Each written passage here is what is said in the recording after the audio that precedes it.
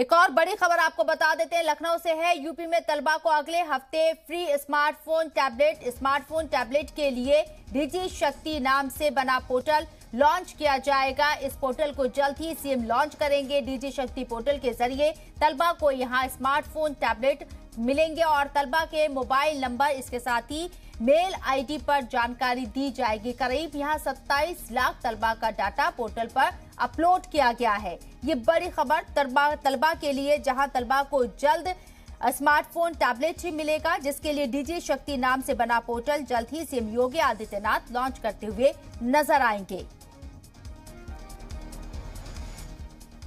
डिजी शक्ति पोर्टल के जरिए तलबा को स्मार्टफोन टैबलेट दिए जाएंगे। इसके लिए तलबा के मोबाइल नंबर और साथ ही साथ मेल आईडी पर तमाम जानकारी उन्हें भेजी जाएगी। ये भी बताया जा रहा है कि अब तक 27 लाख तलबा का जो डाटा है वो पोर्टल पर अपलोड किया गया है।